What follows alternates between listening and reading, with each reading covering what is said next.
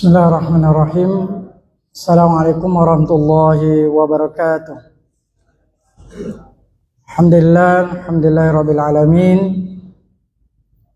Wassalatu wassalamu ala Rasulillah wa ala alihi wa ashabihi ajma'in, amma ba'd. Para ikhwah sekalian, para jamaah sekalian yang insyaallah dirahmati Allah Subhanahu wa taala, dan tentunya kita untuk banyak bersyukur kepada Allah Subhanahu wa taala atas segala nikmat yang Allah anugerahkan kepada kita semua, sehingga di kesempatan malam hari ini Allah masih memberikan kepada kita berupa kesehatan dan kesempatan, sehingga kita bisa menunaikan salah satu kewajiban kita, yakni salat maghrib secara berjamaah. Salawat dan salam selalu tercurah kepada baginda Rasulullah Muhammad sallallahu alaihi wasallam sebagai qudwah dan panutan kita semua, untuk senantiasa kita berittiba, mencontoh akan kehidupan beliau untuk bisa kita praktikkan dalam kehidupan kita sehari-hari. Jamaah maghrib yang insyaallah dirahmati Allah Subhanahu wa taala.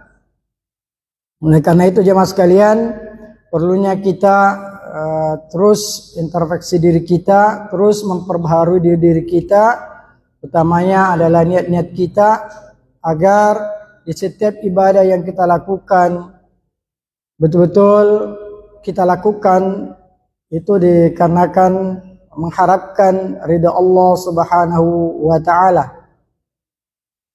Dan juga jemaah sekalian, ya, di antara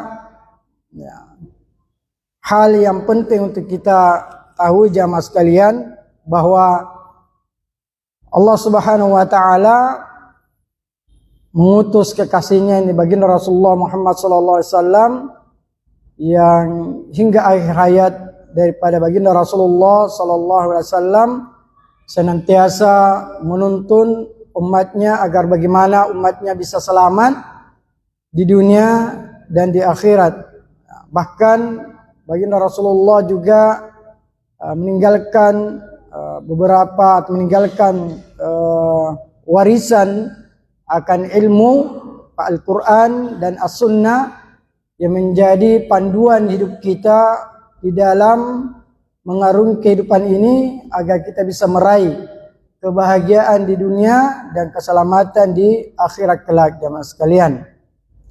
Dan jemaah sekalian, di antara yang begitu banyak pesan yang penting yang ditinggalkan oleh baginda Rasulullah sallallahu alaihi wasallam untuk kita adalah ini sebuah hadis Rasulullah sallallahu alaihi wasallam, yang dimana kalimat-kalimatnya singkat, tapi dalam untaian kalimat tersebut mengandung begitu banyak pelajaran untuk bisa meraih akan kebahagiaan kita di dunia dan keselamatan di akhirat.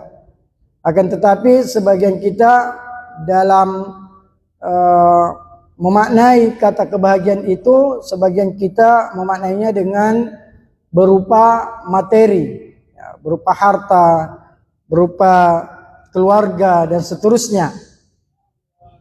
Kita tidak memandang pandangan yang diajarkan oleh Rasulullah sallallahu alaihi wasallam tentang kebahagiaan itu sendiri. Kebahagiaan yang akan mengantarkan kita juga kepada keselamatan di akhirat kelak. Dan hadis itu jamaah sekalian, hadis yang diriwayatkan oleh sahabat Rasulullah sallallahu alaihi wasallam Abu Dzar Al-Ghifari dan Mu'adz bin Jabal radhiyallahu anhuma, di mana Rasulullah sallallahu alaihi wasallam berpesan, ada 3 hal yang dikandung dalam hadis ini. Beliau mengatakan, ittaqillaha haitsuma kunta. Ya. Yang pertama, pesan daripada baginda Rasulullah sallallahu alaihi wasallam lewat hadis ini, beliau berpesan, ittaqillaha haitsuma kunta. Bertakwalah kepada Allah dimanapun kalian berada. Wa atbi'as sayyi'atal hasana tamhuha. dan ikutilah perbuatan dosa dengan kebaikan yang dimana dapat menghapuskannya. Yang ketiga adalah wa khaliqin nasa bi khuluqin hasan, dan serta perlakukanlah sesama manusia dengan akhlak yang baik. Hadis ini hadis yang diriwayatkan oleh Tirmidzi dan yang mengatakan ini adalah hadis yang hasan. Ini adalah bagian dari sekian banyak akan pesan pelajaran yang diajarkan oleh baginda Rasulullah sallallahu alaihi wasallam kepada kita jemaah sekalian. Yang pertama, diingatkan kepada kita untuk senantiasa bertakwa kepada Allah dimanapun kita berada. Maksudnya ada bagaimana ketakwaan itu kita bawa dalam kondisi kita di mana kita berada.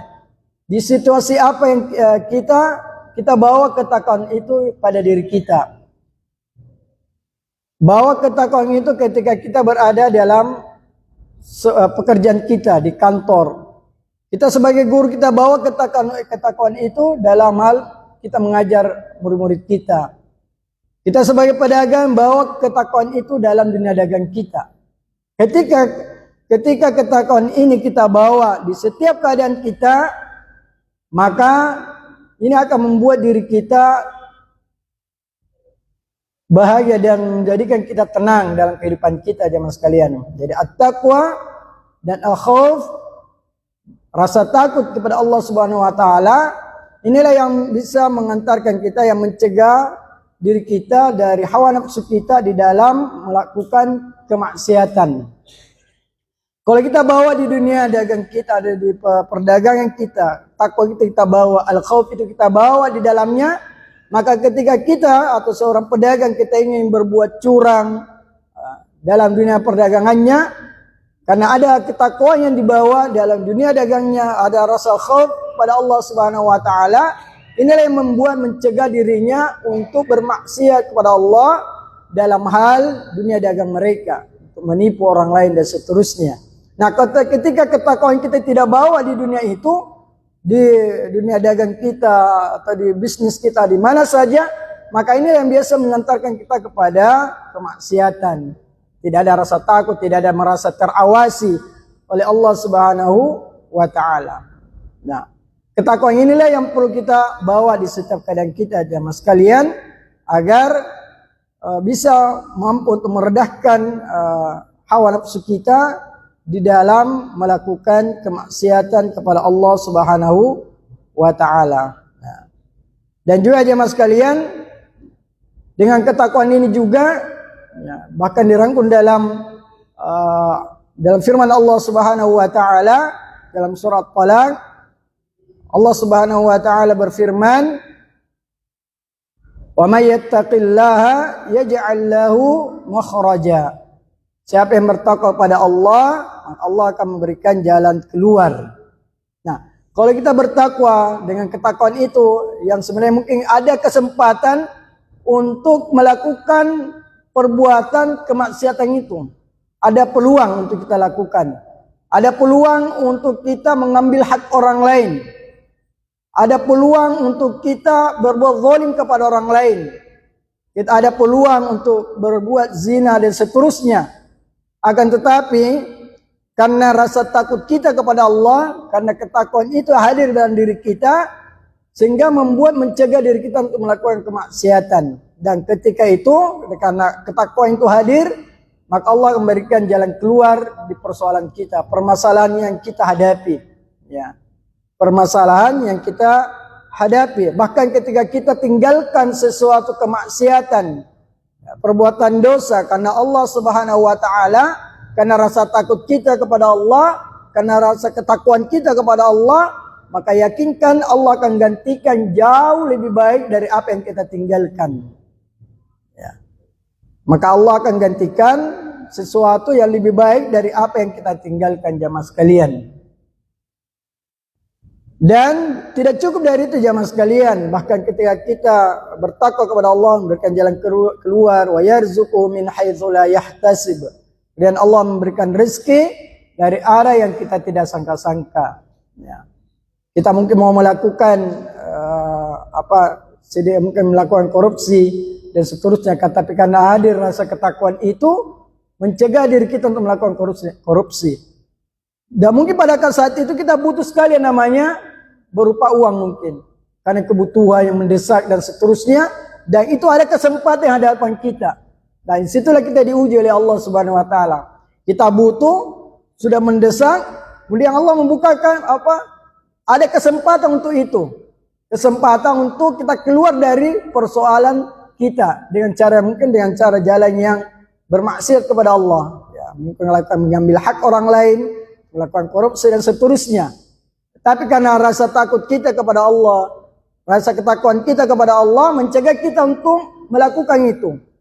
Ya, sekalipun mendesak keinginan itu, mendesak kebutuhan kita untuk melakukan itu, padahal kesempatan sudah ada di hadapan kita.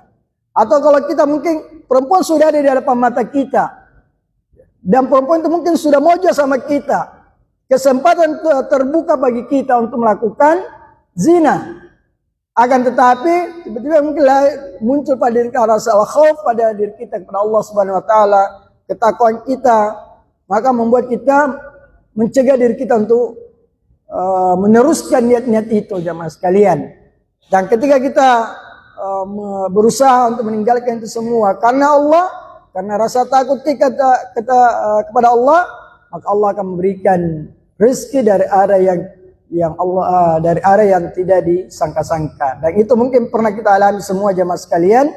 Kadang sesuatu yang mendesak, lalu kita mungkin ada peluang, lalu kita cegah diri kita untuk melakukan itu dalam rangka rasa takut kita kepada Allah untuk melakukan itu, maka insyaallah Allah akan memberikan rezeki dari arah yang kita tidak sangka-sangka. Atau contoh yang paling umum di tengah-tengah kita butuh uang. Ada yang tawari semacam rentenir atau apalah. Ya, bunganya sekian dan seterusnya. Tidak ada yang membantu kita, saudara kita atau siapa saja. Sementara kita mendesak butuh itu, mendesak untuk membutuhkan yang namanya uang. Kemudian ada penawaran untuk itu lewat bank atau apa. Tapi karena rasa takut kita kepada Allah, keyakinan kita kepada Allah mencegah kita untuk menindaklanjuti dari niat-niat kita itu. Maka yakinkan ketika kita tinggalkan sesuatu perkara kemaksiatan pada Allah karena Allah Subhanahu Wa Taala, maka yakinkan Allah akan gantikan jauh lebih baik. Ya. Allah akan gantikan sesuatu yang sangat lebih baik. Tentunya dibutuhkan sebuah keyakinan jamaah sekalian dalam diri kita untuk meyakinkan akan janji-janji Allah Subhanahu Wa Taala dan yakinkan semua apa yang dijanjikan oleh Allah tidak mungkinlah Allah ingkari. Ya. Itu saja yang jamaah sekalian, bagaimana kita meyakinkan diri kita agar keyakinan itu mantap dalam diri kita kepada Allah Subhanahu Wa Taala. Kemudian nasihat yang kedua dari hadis itu, wa atbi'is sayyi'atal hasanah tamhuha. Ya. Ikutilah perbuatan dosa dengan kebaikan yang dapat menghapusnya. Ya. Mana Allah juga berfirman dalam firman-Nya, "Yubaddilullahu sayyi'atihim hasanat." Ya, Allah akan menggantikan keburukan-keburukan itu dengan kebaikan-kebaikan. Ya. Dan jamaah sekalian, dan sekarang apapun usaha yang kita lakukan jamaah sekalian untuk menjaga diri kita agar tidak jatuh dalam dosa dan tidak terjerumus dalam kemaksiatan, ya, namun selalu tidak mudah untuk kita untuk menghindar melakukan dosa itu. Ada saja peluang, ada saja kesempatan untuk bisa bermaksiat jamaah sekalian. Nah itu jamaah sekalian, dan itu tidak kita pungkiri. Dan kita yakinkan bahwa kita semuanya pernah melakukan dosa dan kemaksiatan. Ya. Karena Nabi sendiri yang mengatakan, ya, kullu bani Adam khata, wa khairu khata'ina tawwabun. Ya, tempatnya memang kita bersalah, tempatnya kita berdosa. Tapi orang yang cerdas adalah orang yang ketika dia melakukan kesalahan, ketika dia melakukan dosa, bersegera kepada ampunan Allah Subhanahu Wa Taala.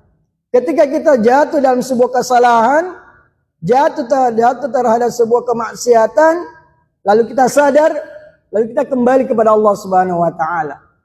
Ya. Semacam kalau kita mungkin sebuah pebisnis, kalau kita sudah gagal satu kali, ada kesalahan yang kita lakukan dalam bisnis kita, maka jadikan kesalahan itu sebagai batu loncatan untuk bisa meraih kesuksesan. Kan kita sudah tahu kesalahan kita, sehingga kita tidak mau lagi jatuh terhadap kesalahan yang kedua kali dengan lewat itu.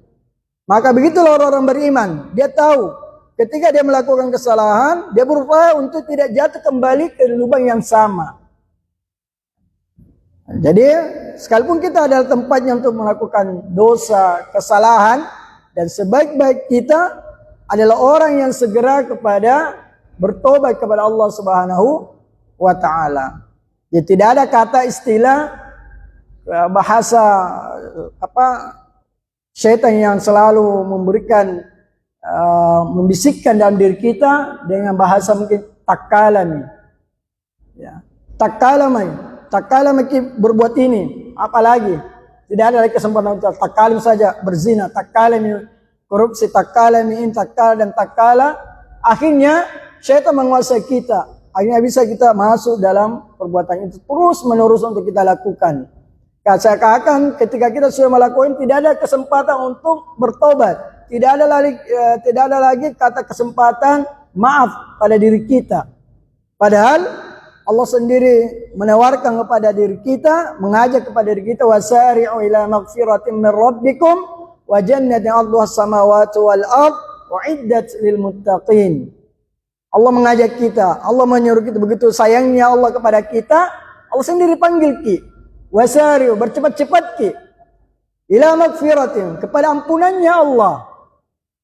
Allah sangat senang, Allah sangat rindu kepada orang-orang yang ketika jatuh dalam sebuah kesalahan, jatuh dalam sebuah kemaksiatan, dan orang itu menyadari kesalahannya, lalu dia bersegera menghadap kepada Allah, menyesali perbuatannya dan bertobat kepada Allah Subhanahu wa taala. Justru bahaya kalau kita ini merasa tidak pernah berbuat salah. Justru itu bahaya. Kalau kita merasa kayak bersih, tidak pernah melakukan kesalahan, tidak pernah kayak berdosa saya, itu bahaya. Itu justru bentuk kesombongan kita. Ya. Tidak ada orang yang tidak pernah berbuat salah, jemaah sekalian. Ya. Jadi jangan merasa minder dengan kesalahan yang kita lakukan, tapi berusaha dengan kesalahan yang kita lakukan untuk bisa meraih kebahagiaan dengan cara bertobat kepada Allah Subhanahu wa taala. Karena Allah janji, Allah yubaddilullahu sayyi'atim hasanat. Allah akan gantikan dengan kebaikan ketika kita mau meninggalkan dosa dan kemaksiatan yang pernah kita lakukan dan menuju kepada Allah Subhanahu wa taala dengan bertobat kepadanya. Jadi kita semua namanya manusia, jemaah sekalian, pernah kita melakukan kesalahan, dan sebaik-baik orang yang berbuat salah bersegera kepada ampunannya Allah Subhanahu wa taala. Dan yang ketiga, jemaah sekalian, di sini adalah wa khaliqun nasa bi khuluqin hasan. Pergaulan manusia dengan akhlak yang baik. Nah, ini yang perlu. Ini juga berkenaan sebenarnya pembahasan dalam kitab Qawaidul Qur'aniyah di kaidah yang ke-12. Kaidah yang ke-12 yang insyaallah kita akan bahas. Berkenaan tentang akhlak dan adab. Akhlak dan adab. Jangan sampai jamaah sekalian, dengan kasat mata kita, orang ini baik, rajin sholat berjamaah, sholat malam, puasanya luar biasa, sudah haji dan seterusnya.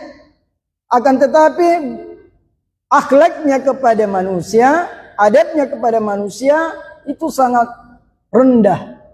Bahkan lewat dari lisannya, lewat perbuatannya orang terzalimi. Lewat lisannya, lewat perbuatannya orang merasa teraniaya dengan kita. Hatta kepada orang yang terdekatnya, anak dan istrinya. Hatta kepada tetangganya. Kadang kita jemaah sekalian sudah merasa orang yang ahli ibadah dan seterusnya. Tapi kita yakin jemaah sekalian, orang yang bagus hubungannya kepada Allah, orang yang bagus penghambaannya kepada Allah Subhanahu wa taala, kita yakin bahwa akan bagus hubungannya kepada manusia. Tapi kalau ada orang yang bagus sholat, mungkin rajin dengan kasat mata kita, orang itu rajin sholat berjamaah, ya, rajin puasa Senin Kamis, sholat malam, tapi lisannya, perbuatannya kepada tetangganya, kepada istri dan anaknya, kepada temannya, kepada bawahannya, sangat menyakitkan orang itu atau menzalimi lewat perbuatan dan lisannya, berarti ada yang keliru dari ibadah yang dilakukan. Ada yang keliru. Bisa jadi niatnya atau apa saja.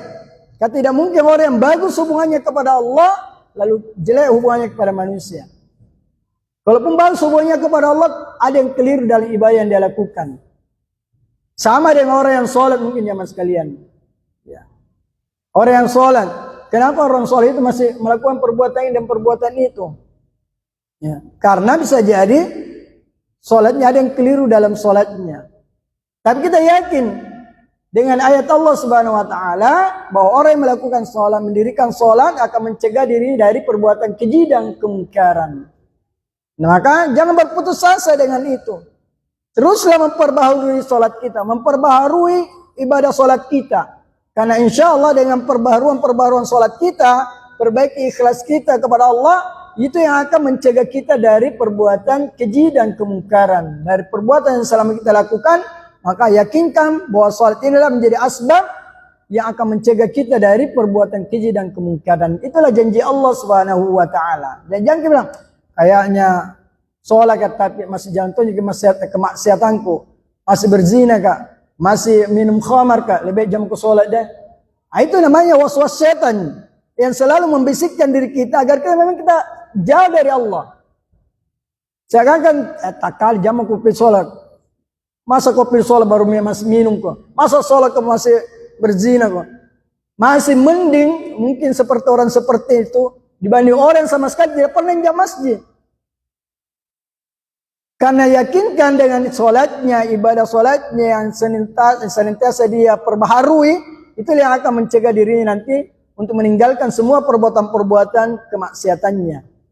Karena itu adalah janji dari Allah Subhanahu Wa Taala. Jadi selain kita memperbaiki hubungan kita kepada Allah, maka perbaiki hubungan kita kepada manusia, kepada tetangga kita. Karena terkadang kita jemaah sekalian, bagus hubungan kita kepada teman tak, bagus kata-kata sama teman tak, kalau ketemu kita luar biasa sopannya, keluar lisannya luar biasa sopannya kepada temannya atau atasannya atau kepada bawahnya dan seterusnya. Akan tetapi kalau dia pulang ke rumahnya luar biasa lisannya kepada anak dan istrinya, tak balik. Harusnya akhlak itu jauh lebih diberikan itu kepada anak dan istri kita, kepada keluarga kita, kepada orang tua kita, anak dan istri. Tapi biasa kita tak balik. Bagus cara tak traktir orang lain di luar sana, kasih makan di warung-warung yang luar biasa, pulang kita bawakan mairo di rumah. Ini kan tak balik. Harusnya akhlak itu kita berikan kepada anak dan istri kita. Sopan santun kita, lisan kita, perbuatan kita, sedekah kita, itu harus jauh lebih. Sekalipun ini adalah nasihat buat diri kami dan jamaah sekalian. Kadang kita lebih mengedepankan mungkin orang lain dibanding pada waktu mungkin baru belum menikah, luar biasa dia sanjung-sanjung pasangannya.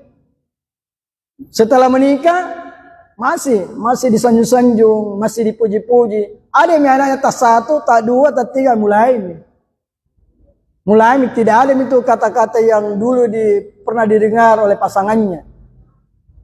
Bahkan mungkin kata-kata kasar mami, bisa jadi mungkin KDRT lagi. Ya, jadi ini jamaah sekalian, jangan sampai ini akhlak kita dari pandangan kita bagus ibadatnya dilihat, padahal lisan perbuatan kita ini kurang beradab. Ya. Jadi jamaah sekalian, kita harus sinkronkan hubungan kita kepada Allah dan juga hubungan kita kepada sesama manusia. Ya. Agar kenapa? Jangan sampai kita menjadi orang-orang yang bangkrut nanti di akhir kemudian. Bagus sholat tak? Tidak pernah ketinggalan sholat berjamaah, sholat malam, puasa Senin Kamis, bahkan Yaumul Bid kita lakukan.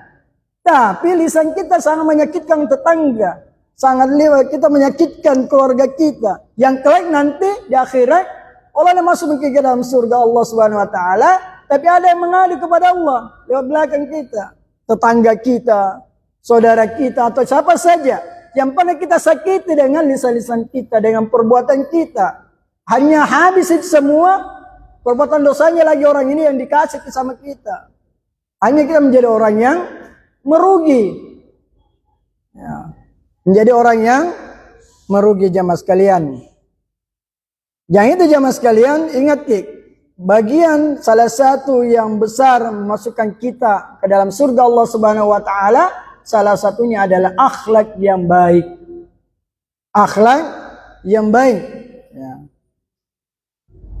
Dan kalau kita bagus hubungan kita, ya, begitu juga sebaliknya. Ada orang yang bagus hubungannya kepada manusia, tapi buruk hubungannya kepada Allah Subhanahu wa taala. Bagus bagi-baginya kepada orang lain, tidak pernah injak namanya masjid, tidak pernah sholat, tidak pernah pas Ramadan dia tidak puasa dan seterusnya. Maka injak tidak ada gunanya juga ya mas sekalian. Ya. Atau dia berbuat syirik, bagus akhlaknya dan seterusnya, tapi kalau dia melakukan kesyirikan tidak juga gunanya. Ya, itu bagian dari perbuatan yang mungkin akan membuat kita celaka, membuat kita yang justru nanti di penghujung kita meninggalnya sesuatu yang tidak bagus. Ya. Kita mau melahirkan sebuah kebiasaan-kebiasaan yang dengan kebiasaan itu kita mati di atasnya. Ya. Kalau mau mati di atas kebaikan, mati dalam keadaan husnul khatimah, maka berusaha untuk melakukan kebaikan-kebaikan secara rutin. Kalau kita biasa melakukan halaqah Quran, belajar ngaji, semoga dengan belajar kita ngaji, ya, kita komitmen untuk terus melakukan itu, semoga kita mati dalam keadaan seperti itu. Mati dalam keadaan kebiasaan kita. Ada teman kami jamaah sekalian, ya, ini luar biasa. Kami cemburu kepada saudara kami. Beliau itu masih muda lah, ya, kurang lebih atau seumuran atau di bawah umur kami. Beliau habis mengisi halaqah tarbiyah, mengajar kayak Al-Quran, mengajar sebuah halaqah, seperti belajar halaqah Al-Quran lah. Di Poltek. Setelah dia pulang dari situ, tidak enak perasaannya. Dia langsung singgah di rumah sakit atau di klinik. Setelah itu dia langsung kejang-kejang dan meninggal dalam keadaan setelah melakukan kebaikan. Ternyata pada saat dilihat wajahnya luar biasa, Masya Allah. Ya, ibarat orang kayak senyum sekali mukanya dilihat. Ya, dan orang-orang pada menyebutkan kebaikan-kebaikan. Dan ingat kalau ada sampai orang, kalau dalam hadis itu 40 orang yang menyebutkan kebaikan orang itu salah satu tanda husnul khatimah orang tersebut. Tapi kalau ada sekian banyak orang yang menyuka, memang pantas mentodok gitu. Waktu hidup, luar biasa kezalimannya, luar biasa perbuatannya. Wah, itu tanda-tanda soal khatimah. Tapi kalau kita disebut kebaikan-kebaikan kita setelah kita meninggal, itu insya Allah bagian dari husnul khatimah. Maka lakukanlah kebaikan-kebaikan yang bisa mengantarkan kita kepada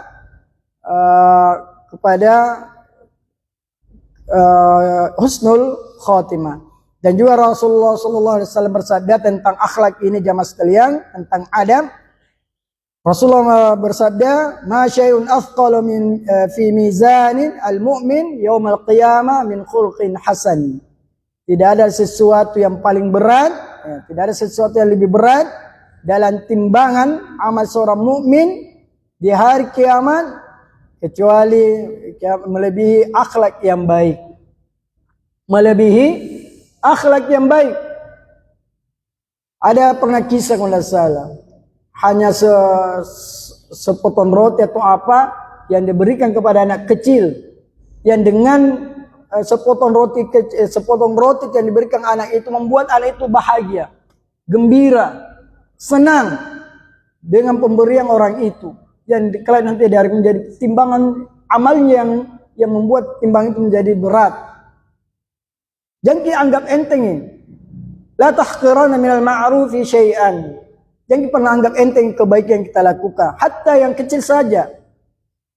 Kita berikan, memasukkan kesenangan dalam hati seseorang itu luar biasa jemaah sekalian. Bukan ada orang juga orang berbuat baik, ya luar biasa patabeknya, luar biasa tunduk-tunduknya, tapi karena ada kemauannya. Ibarat kita kalau sama bawahan kepada atasan kita, oh luar biasa patabek, oh luar biasa tunduk tak.